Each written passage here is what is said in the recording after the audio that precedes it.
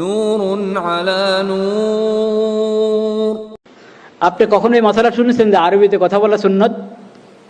শুনেন নাই। যদি শুনে থাকেন ভুল শুনেছেন কারো কাছে। আরবিতে কথা বলা সুন্নত এটা মাসালা নাই, অথচ নবী সাল্লাল্লাহু আলাইহি ওয়াসাল্লাম আরবিতে কথা বলেছেন সবসময়। নবী করিম সাল্লাল্লাহু আলাইহি সাল্লাম এর খাবার অভ্যাস যে ছিল একবারে স্বাভাবিক ছিল, একবারে স্বাভাবিক। নবী করিম সাল্লাল্লাহু আলাইহি সাল্লামের খাবার অভ্যাসকে সুন্নত ঘোষণা করা হয় নাই।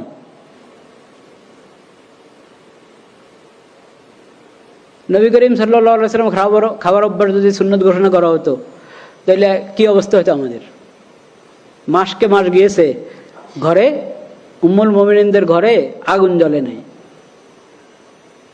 আগুন জ্বলে না এর মানে ভাতের তো প্রশ্নে আসে না, ভাত তো সেখানে তেমন তখন ওটা চালের ইয়া ছিলই না, তেমন চালের অস্তিত্ব ছিল না তা না, কিন্তু রেওয়াজ ছিল না তেমন একটা।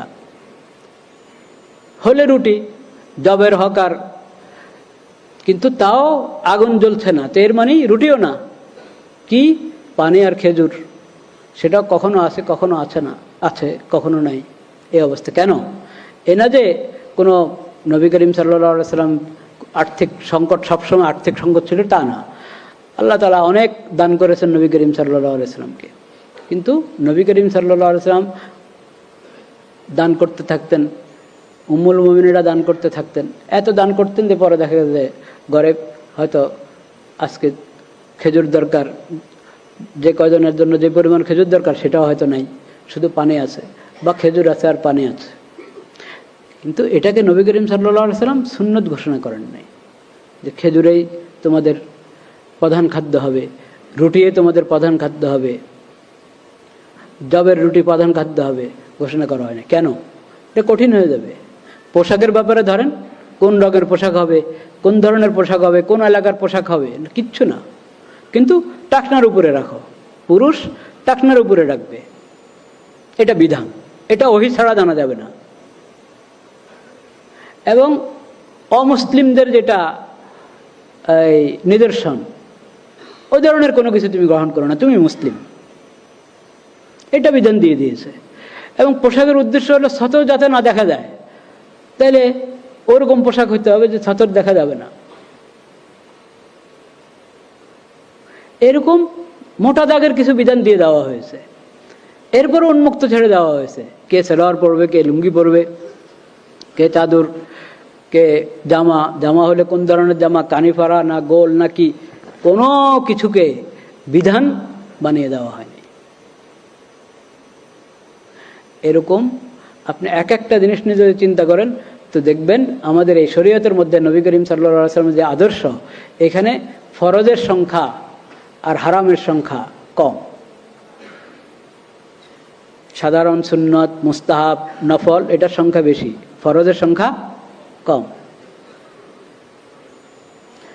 এরকম হারাম, হারামের সংখ্যা থেকে দেখা যাবে হয়তো অনুত্তম, মাকরু, ওটার সংখ্যা হবে কি বেশি, একবারে হারাম ওটার সংখ্যা কম অন্যগুলোর তুলনায়।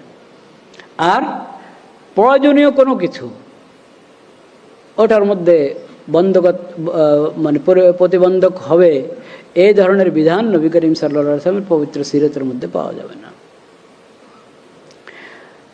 আরেকটা হলো, বললাম যে কোনো অঙ্গন খালি নেই, শরীআতুন খালিদাতুন শরীআতুন শামিলাতুন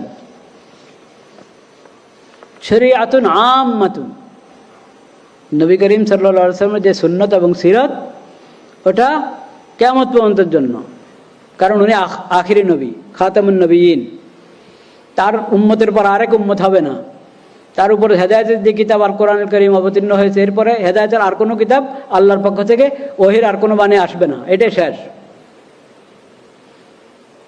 তো তার সুন্নত আর শরীয়তও শেষ শরীয়ত, তার উম্মতও আখিরি উম্মত। এরপরে যদি কেউ বলে যে অমুকের উম্মত, তো এর মানে তার ইসলামের সাথে, কোরআনের সাথে কোনো কি নাই, সম্পর্ক নেই। আপনারা জানেন আমাদের এই দেশে আরেক উম্মত যে আছে, নবী করিম সাল্লাল্লাহু আলাইহি ওয়াসাল্লামের উম্মত ছাড়া আরও উম্মত আছে, জানেন তো? আপনার ধারণা আছে কিনা? হ্যাঁ, মির্জা গোলাম আহমদ কাদিয়ানি, তাকে কাদিয়ানি জামাত কি মনে করে? নবী মনে করে। আমাদের নবী, আখির নবী হযরত মুহাম্মদ মুস্তাফা সাল্লাল্লাহু আলাইহি সাল্লাম, হ্যাঁ, কিন্তু তার 1200 বছর বা একটু বেশির পর হলো মির্জা গোলাম মোহাম্মদ কাদিয়ানি। এই মির্জা গোলাম মোহাম্মদ কাদিয়ানি নবুয়তের মিথ্যা দাবি করেছে এবং কিছু লোক তাকে নবী হিসেবে মেনে নিয়েছে, তারা মির্জা গোলাম মোহাম্মদের উম্মত। এই যে নতুন আরেক উম্মত বের হলো, এই উম্মতের কোরআনের সাথে কোনো কি নাই, সম্পর্ক নাই। কোরআনের নাম নিচ্ছে, কোরআন প্রচার করছে, কোরআনের অনুবাদ করে প্রচার করছে। এই কিছুদিন আগে, কয়েক মাস আগে ইয়াতে জাদুঘরে তারা কোরআন প্রদর্শনী করেছে তারা। কারণ বুঝেন না, এটা তো কি বলে এটাকে, সমান অধিকার। বুঝতে পেরেছেন? সমান অধিকার তারা সেমিনার করতে চায়, কে মানা করবে? এটা একটা চিন্তা। সমান অধিকার, এই যে আমাদের নবী করিম সাল্লাল্লাহু আলাইহি ওয়াসাল্লামের সিরতের আরেক বৈশিষ্ট্য হলো তার শিখানো কোনো মৌলনীতি, শিখানো কোনো বিধান, তার শিখানো, তার দেওয়া কোনো পরিভাষা, এটার মধ্যে কোনো অস্পষ্টতা নাই। যে ওই শব্দের মারপ্যাচ দিয়ে, শব্দের অস্পষ্টতা দিয়ে, পরিভাষার অস্পষ্টতা দিয়ে মানুষকে কেউ ধোঁকা দিবে, প্রতারণা করবে, এই সুযোগ নেই। সব আলহামদুলিল্লাহিল্লাযী আনজালা আলা আবদিহিল কিতাব ওয়ালাম ইয়াজআল লাহু ইওয়াজা, ওয়ালাম ইয়াজআল লাহু ইওয়াজা। কোনো ধরনের বক্রতা, কোনো ধরনের অস্পষ্টতা, কোনো ধরনের কোনো খুঁত ত্রুটি এখানে খুঁজে পাবে না এই সিরতের মধ্যে, এই শরীয়তের মধ্যে, আল্লাহর অবতীর্ণ করা এই কোরআনের মধ্যে। তো সমান অধিকার, এটা একটা পরিভাষা, এটা কোরআনের পরিভাষা না, নবী করিম সাল্লাল্লাহু আলাইহি ওয়াসাল্লামের সিরত এবং সুন্নতের পরিভাষা না। এই জন্য এটার মধ্যে অনেক অস্পষ্টতা। সমান অধিকারের ব্যাখ্যা করেন আপনি বসে বসে, এক একজন এক এক ব্যাখ্যা করবে। কাকে বলে সমান অধিকার? একটা পরিভাষা আপনি দিচ্ছেন, তাহলে এটার সঠিক ব্যাখ্যাও তো দিতে হবে, সঠিক মর্ম দিতে হবে। সমান অধিকার আপনি বলবেন প্রত্যেকে তার মতাদর্শ, তার মতবাদ, তার চিন্তা চেতনা, ওটা আপনার করার, তবলিগ করার, প্রচার প্রসার করার অধিকার রাখে। আচ্ছা, যদি এই কথা আপনি দলিল দিয়ে সাব্যস্ত করতেই পারেন যে সবার অধিকার আছে, আমি এখন ওই তর্কে দিলাম না, কিন্তু আমি বলতে, তবলিগের অধিকার আছে, প্রতারণা করার অধিকার আছে, প্রতারণার অধিকার আছে।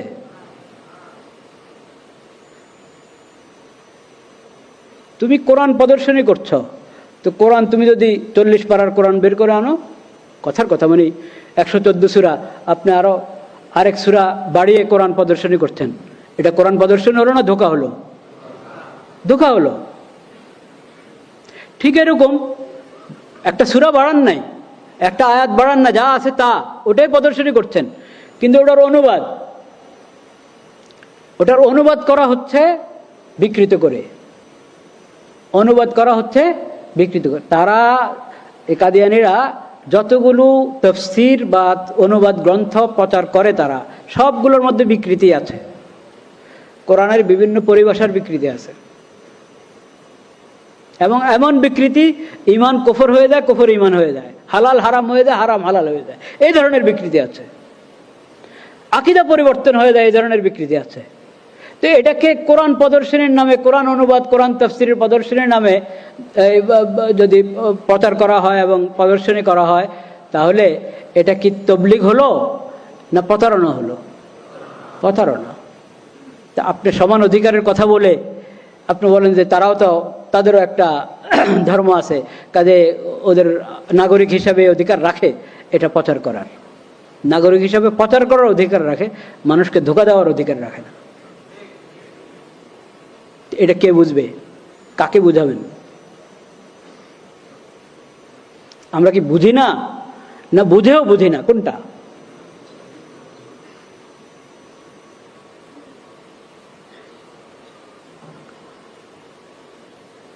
লা ইলাহা ইল্লাল্লাহ, লা ইলাহা ইল্লাল্লাহ, লা ইলাহা ইল্লাল্লাহ। যখন এই প্রসঙ্গটা এসেছেই তা আমি আর একটা কথা বলে দিই। বক্সিবাজারে দেখবেন কেন্দ্র আছে, তারা নিজেদেরকে বলে আহমদিয়া মুসলিম জামাত। আহমদ সাল্লাল্লাহু আলাইহি ওয়াসাল্লাম আমাদের নবীর নাম না নাকি? ওয়া মুবাশশিরাম বিরাসূলিন ইয়াতি মিন বাদি ইসমুহু আহমদ, ওয়া মুবাশশিরাম বিরাসূলিন ইয়াতি মিন বাদি ইসমুহু আহমদ। ঠিক পড়েছি আয়াতটা? তাই আহমদ নবী করিম সাল্লাল্লাহু আলাইহি ওয়াসাল্লামের নাম, মুহাম্মদ নবী করিম সাল্লাল্লাহু আলাইহি ওয়াসাল্লামের নাম। আহমদ সাল্লাল্লাহু আলাইহি ওয়াসাল্লাম মুহাম্মদ সাল্লাল্লাহু আলাইহি ওয়াসাল্লামের সাথে কোনো সম্পর্ক নেই কাদিয়ানী জামাতের। তারা আহমদের অনুসরণ করে না, তারা তো গোলাম আহমদের উম্মত। আবার তারা তাদের উপাসনালয়, খেয়াল করবেন আমি কি কথা বলছি, উপাসনালয় বলেছি কিন্তু মসজিদ বলি নাই, কারণ কাদিয়ানীদের উপাসনালয় মসজিদ নয়। মসজিদ তো হলো উম্মতে মুসলিমা, মুসলমানদের উপাসনালয়, যেটা